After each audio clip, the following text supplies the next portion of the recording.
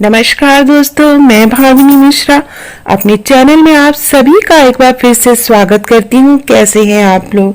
तो इससे पहले मैंने इसका वीडियो बनाया था जिसमें संपूर्ण पूजा विधि करके दिखाई थी। बहुत सारे क्वेश्चन आ रहे थे कि पूजा के बाद मूर्तियों का क्या करना है, फूल माला का क्या करना है, प्रसाद लेना है कि नहीं, जो श्रृंगार का सामान चढ़ाया है उसका क्या करना है। तो ये सारी बातें मैं आपसे इस वीडियो में शेयर करूंगी कि सारी चीजों का क्या करना है, विसर्जन कैसे करना है मूर्तियों का, वो सारी चीजें मैं आपसे शेयर करूंगी। तो पूजा के बाद तुरंत से चौकी नहीं हटानी चाहिए, 1-2 घंटे बाद या अगले दिन आप चौकी हटा सकते हैं। तो चौकी हटाने के लिए चौकी हटाने से पहले जब भी आप पूजा खत्म करें, पूजा आपकी हो जाए, आरती हो जाए, उसके बाद आपको प्रसाद लेना चाहिए। प्रसाद के रूप में आपको सुहाग लेना है। सुहाग मतलब सिंदूर लगाना है और जो माता को आपने चूड़ी और बिंदी चढ़ाई है वो आप लेना है। सारा श्रृंगार का सामान इस तरह से हटा लेंगे और ये श्रृंगार का सामान आप किसी सुहागिन महिला को दे सकते हैं। प्रसाद के रूप में कुछ चीजें आप अपने पास भी रख सकते हैं। बहुत सी जगह सिंघाड़ा देने की प्रथा है, यानी सास को साड़ी के साथ श्रृंगार का सामान दिया जाता है, तो आप वो भी दे सकते हैं, या जेठ जेठानी आप किसी सुहागिन महिला को दे सकते हैं।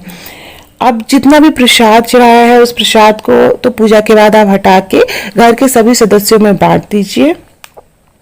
और जब आप व्रत कंप्लीट हो जाए आपका, आप जब पानी पिए उसके बाद आप प्रसाद ग्रहण कर सकते हैं। इसमें से कुछ प्रसाद पंडित जी को सीधा में भी दे दें, जैसे एक केला, सेब, जो भी चढ़ाया आपने पंडित जी को दान दे दीजिए।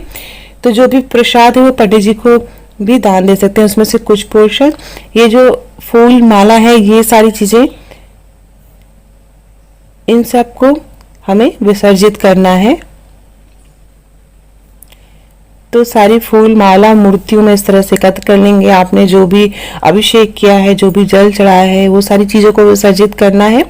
वो मैं अभी दिखाऊंगी कैसे विसर्जित करूंगी। ये जल है, इस जल को आप जो है कहीं पेड़ पौधों में डाल देंगे। जो चावल है कलश पे रखा था या नीचे अष्टदल कमल का, इसको आप चिड़ियों को डाल सकते हैं। या जब आप पंडित जी के लिए सीधा निकालेंगे, सीधा मतलब होता है पंडित जी, किसी भी पंडित को एक समय का खाना देना रहता है, दाल चावल, हल्दी, नमक, फल फूल, आप चाहे तो सब्जियां भी दे सकते हैं। तो वहां पे आप ये चावल दे सकते हैं, पंडित जी को दान दे सकते हैं, उसके साथ पंडित जी को कुछ दक्षिणा दे सकते हैं। इसे विसर्जित करना है। फोटो को विसर्जित नहीं करना है, या अगर आपकी मंदिर की फोटो है तो आप उसको वहीं पे अपनी जगह मंदिर की फोटो रख सकते हैं। ये जो चुनरी या आपने साड़ी चढ़ाई है वो भी आप किसी को सुहागिन महिला को दान दे दीजिए या अपनी सास को दे दीजिए। ये इस तरह से चौकी पे से कपड़ा हटाएंगे, यहाँ पे हम पानी डालेंगे, इस तरह से गंगा जल डालेंगे और हाथ से फेर देंगे और भगवान से कहेंगे जो भी देवी देवता है अपने स्थान पर चले जाएं और क्षमा प्रार्थना करेंगे। कोई भूल चूक हुई हो तो हमें माफ करें। अब मैं आपको दिखा रही हूँ कि मैंने मूर्तियों को कैसे विसर्जित किया है। आप इन मूर्तियों को गंगा जी में या किसी नदी में भी डाल सकते हैं, लेकिन चूंकि वातावरण को ध्यान में रखने के हिसाब से आप किसी गमले में, अगर आप फ्लैट में रहते हैं तो आप किसी गमले में मूर्तियों को विसर्जित कर सकते हैं। इस तरह से थोड़ा सा गड्ढा खोद कर सारी चीजें, फूल माला मूर्तियां एक साथ इस तरह डाल के, आप चाहे तो यहाँ पे जल भी डाल सकते हैं और इस तरह से ढक देंगे। तो इस तरह से मूर्तियों को विसर्जित करना है किसी साफ सुथरी जगह। आप फ्लैट में रहते हैं तो सोसाइटी के नीचे जहाँ पे गार्डन है, जहाँ पे आपको लगता है कि पैर नहीं रखेगा, कोई साइड में कॉर्नर पे जहाँ पे पेड़ पौधे लगे रहते हैं, आप वहां पे मूर्तियों को विसर्जित कर सकते हैं।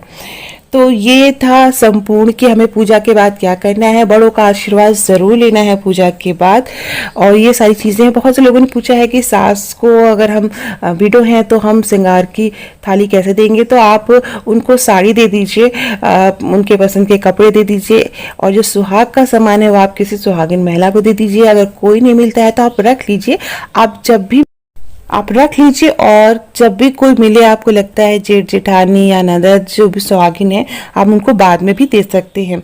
तो इस तरह से जो भी सवालों के जवाब